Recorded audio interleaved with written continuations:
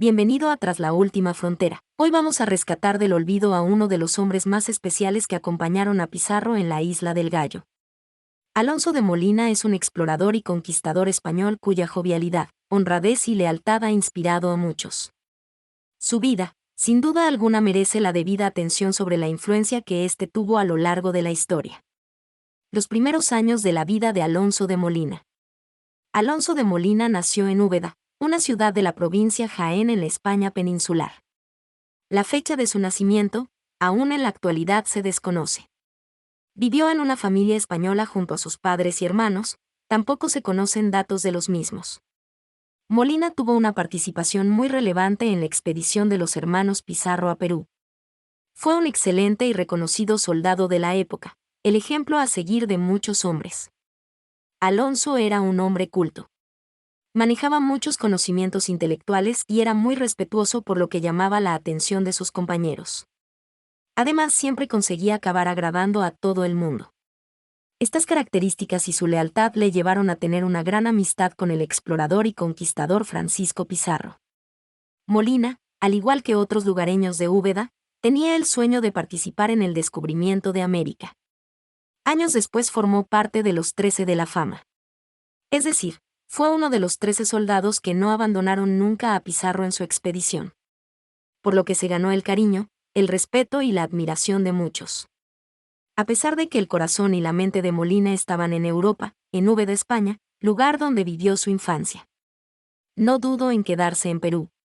Al conocer las tierras incas, actualmente Perú, donde habitaban los indios, se dio cuenta de que podía vivir en este lugar que le había encandilado, ya que le parecía que estos indios tenían una buena calidad de vida, y eran muy amables con él. Esta fue la única vez en que Molina dejó solo a Pizarro. Y lo hizo bajo el permiso del mismo, a la espera de que Pizarro regresase con refuerzos. La vida de personas como Molina cautiva nuestra atención y curiosidad, jamás pueden ser olvidadas. Deben de ser nuestro punto de referencia y de reflexión, para observar a la sociedad de otra época. Alonso Molina llega a Perú. Alonso de Molina se embarcó en un largo viaje junto a Francisco de Pizarro en busca del famoso imperio inca. Estos pasaron por Panamá y lograron explorar el en ese entonces conocido como Mar del Sur. Luego estuvo en las Islas del Gallo, cuando Juan Tafur ordenó a todos los soldados de la expedición que se fueran con él. Sus demás compañeros escribieron una carta para relatar las penalidades de la empresa.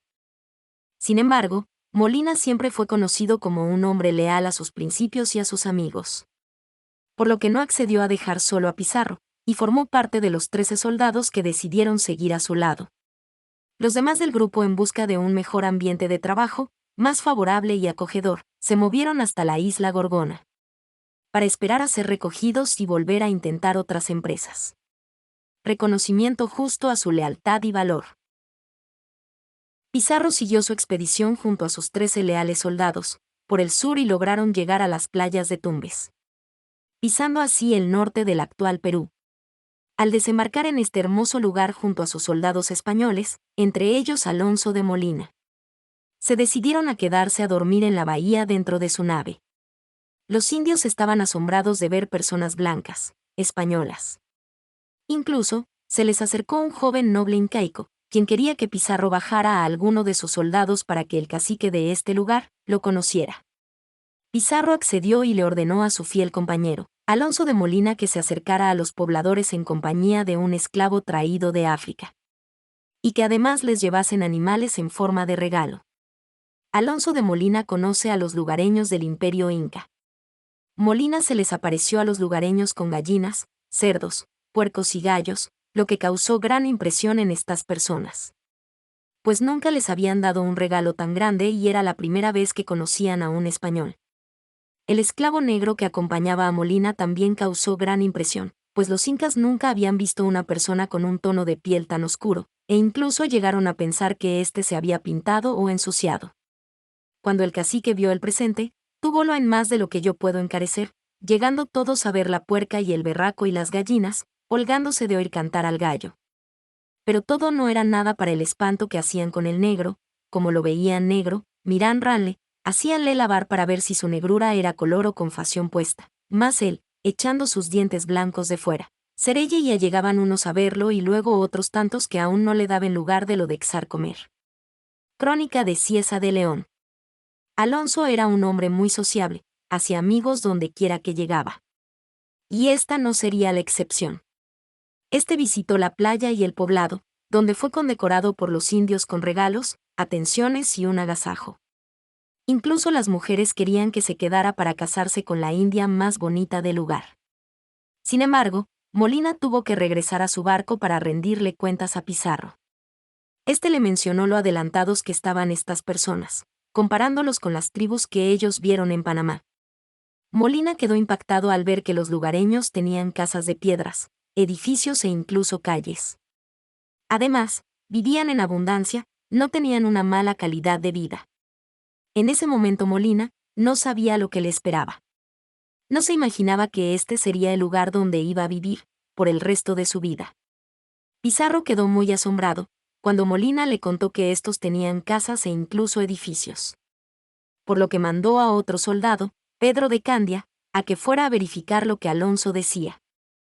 Este soldado tuvo que ir vestido militar y con su armamento para mostrarle a los lugareños del Imperio Inca que ellos tenían el poder de las armas a su favor.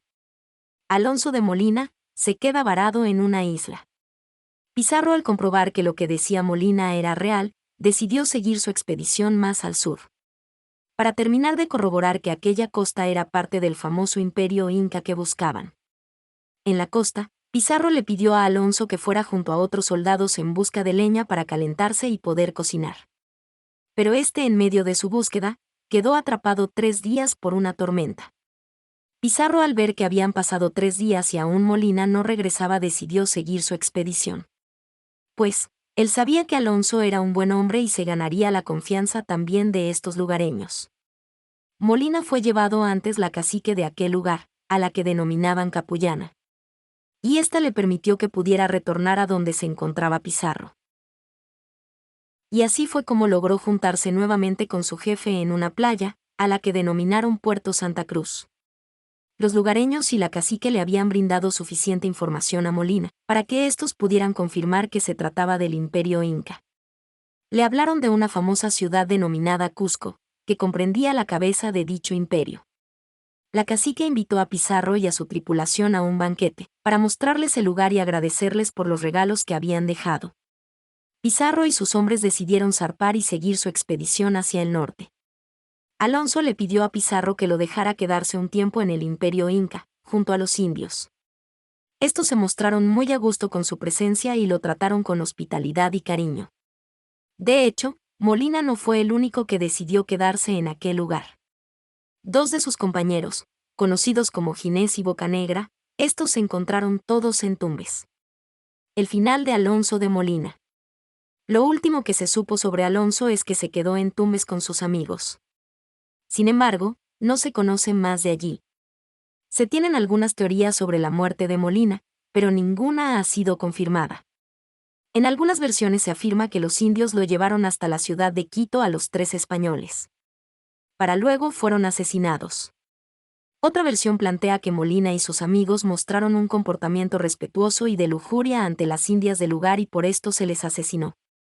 Y existe una última versión, la más famosa, la cual plantea que Molina, huyendo de los tunecinos para que no lo mataran, terminó en la isla Puna. Sin embargo, en este lugar lo llevaron preso. Mientras se encontraba en esta situación, decidió adoctrinar a los niños, enseñándoles y dándoles tutoría. Se cree que luego de esto Molina pudo ganarse el cariño de estas personas del lugar e incluso logró ser su caudillo en la guerra que tenían contra los talens y los chonos. Molina pudo haber participado en varios combates y al salir de pesca en una barca, fue sorprendido y asesinado por los chonos. Diego de Trujillo en su crónica asegura que la última versión representa la verdadera muerte de Molina. Desembarcamos en un pueblo que se dice el Tucu y el estrecho tenía legua y media de travesía, y de allí atravesamos la isla a un pueblo que se dice el Estero, y en aquel pueblo hallamos una cruz alta y un crucifijo pintado en la puerta y una campanilla colgada. Túvose por milagro y luego salieron de la casa más de 30 muchachos y muchachas diciendo, «Loado sea Jesucristo, Molina, Molina». Y esto fue cuando en el primer descubrimiento se le quedaron al gobernador 2 españoles en el puerto de Paita, el uno que se llamaba Molina, y el otro Ginés, a quien mataron los indios en un pueblo que se decía Cinto, porque miró a una mujer de un cacique, y el Molina se vino a la isla de la Puná, al cual tenían los indios por su capitán contra los chonos y los de Tumbes, y un mes antes que nosotros llegásemos le habían muerto los chonos en la mar pescando. Crónicas de Diego de Trujillo. Alonso de Molina no llegó a saber que en la capitulación de Toledo le habían otorgado la hidalguía, sin duda un reconocimiento justo a su lealtad y valor.